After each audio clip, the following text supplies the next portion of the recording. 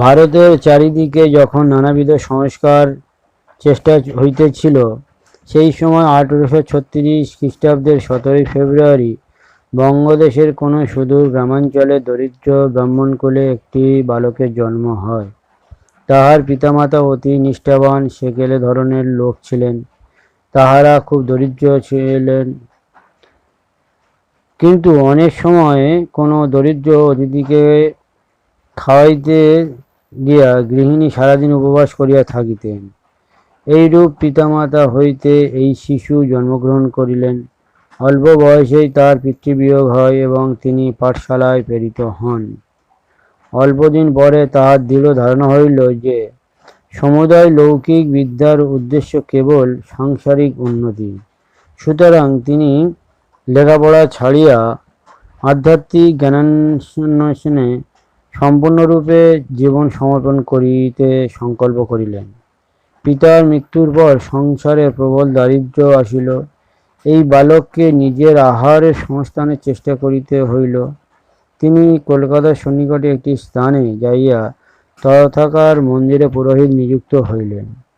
মন্দিরে আনন্দময়ী মাতার মূর্তি ছিল। এই বালককে প্রত্যহ প্রাতে ও সায়াহ্নে তাহার পূজা নির্বাহ করিতে হইত। এইরূপ করিতে করিতে এই এক ভাব আসিয়া তাহার মনকে অধিকার করিল। এই মূর্তির ভিতর কিছু বস্তু আছে কি? ইহা কি সত্য যে জগতে এই আনন্দময়ী মা আছেন? না, এসব স্বপ্নতুল্য মিথ্যা?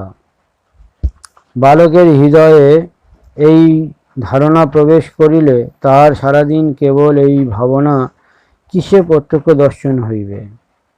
তাহার জীবনের এই ভাব সম্বন্ধে তিনি অনেকবার বলিয়াছেন। কখন সূর্য উদয় হইল, কখন বা অস্ত গেল, তা আমি জানিতে পারিতাম না। মনুষ্য হৃদয়ে এইরূপ ব্যাকুলতা আসিয়া থাকে। দিবাবসানে সন্ধ্যাকালে যখন মন্দিরের আরতি শঙ্খ ঘণ্টাধ্বনি শুনিতে পাইতেন, তাহার মন অতিশয় ব্যাকুল হইত। এইরূপে দিনের পর দিন, সপ্তাহের পর সপ্তাহ, মাসের পর মাস সত্য লাভের জন্য অবিশ্রান্ত চেষ্টায় কাটিল। তখন তিনি নানাবিধ অলৌকিক দৃশ্য, অদ্ভুত রূপ দেখিতে আরম্ভ করিলেন। তাহার নিজ স্বরূপের রহস্য তাহার নিকট ক্রমশ উদ্ঘাটিত হইতে লাগিল, যেন আবরণের পর আবরণ অপসারিত হইতে লাগিল। সহস্র সহস্র ব্যক্তি এই অপূর্ব মানুষকে দেখিতে তাহার সরল গ্রাম্য ভাষায় উপদেশ শুনিতে আসিতে লাগিল। তিনি যাহা বলিতেন তাহার প্রত্যেকটি কথাতে একটি শক্তি মাখানো থাকিত। প্রত্যেক কথাই হৃদয়ের তমরাশি দূর করিয়া দিত। তাহার জীবনে আদৌ বিশ্রাম ছিল না। তাহার জীবনের প্রথমাংশ ধর্মোপার্জনে ও শেষাংশ উহা বিতরণে ব্যয়িত হইয়াছিল। তাহার মানবজাতির প্রতি ছিল অগাধ প্রেম। ধনী নির্ধন, সাধু পাপী, সামান্য অসামান্য, এইরূপ সহস্র সহস্র লোকের মধ্যে অতি সামান্য ব্যক্তিও তাহার কৃপা লাভে বঞ্চিত হইত না।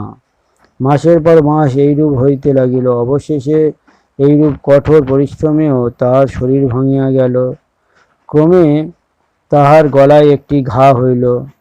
তথাপি উহাকে অনেক বুঝাইয়াও কথা বন্ধ করা গেল না।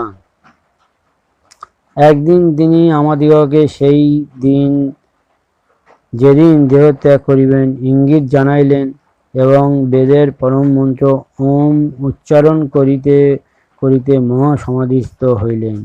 এইরূপে সে মহাপুরুষ আমাদিগকে ছাড়িয়া চলিয়া গেলেন।